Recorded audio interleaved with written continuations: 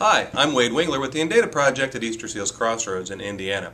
You know, we're finding that the Apple iOS products have a lot of utility, and we're having a lot of experience and a lot of luck with iPads. But one of the things about iPads are, although they're very useful by themselves, some apps can make a whole lot of difference. For example, there are apps that fall into the category of supports for cognitive issues, or vision issues, or augmentative communication. So we operate Indiana's Assistive Technology Lending Library, and we have iPads in our library. And what you'll do, if you go to our website and search for iPads, you can find some that are preloaded with vision software or vision apps, cognition apps, augmentative communication apps. So go to our website and check that out. However, we're going to spend a little time with Carol in the lab looking at some of those iPads, some of those apps, and spending more time on that topic. Hello, I'm Carol Gerd, Equipment Loan Specialist for InData, a division of Easter Seals Crossroads. And we're going to be doing a little bit different way of listing the iPads and what are actually on them so that you have a better idea of what you're trying to get. A year ago, Proloquo was the app to get out. However, there are many more AAC or augmentative alternative communication programs, apps that are out there that are just as good, if not much better.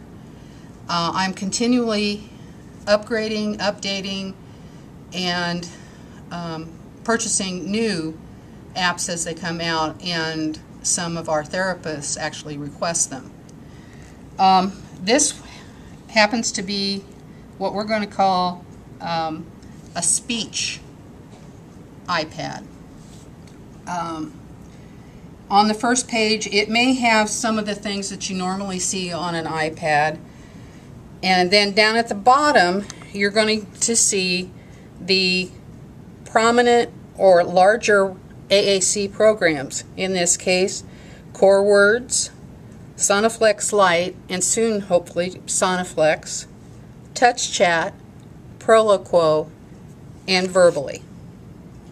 On the second page, you're going to see any other programs such as PCS Vocab. There are some scrambles, there are some just using vocabulary programs that will help you get into some of these other programs.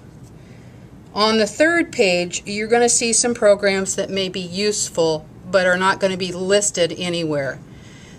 When you go to the library to look for the iPad, you're going to see a listing in the description of what the main programs on that iPad include. For example, this one is going to say iPad 1 Speech, and it's going to list the Core Words, the Sonaflex, the Touch Chat, the Proloquo, and the Verbally. You'll get some extras, but they won't be listed in the description. For Vision, if we title one an iPad Vision, it may have the Talking Checkbook, Looktel Money Reader, 2 or 3 magnifying programs, and so on. And that's how we're going to list them now, so that it helps you to understand what you're getting and what you're looking for. Thank you very much. So now we have iPads with apps in categories. That's your tech tip for this week. I'm Wade Wingler with the InData Project in Indiana.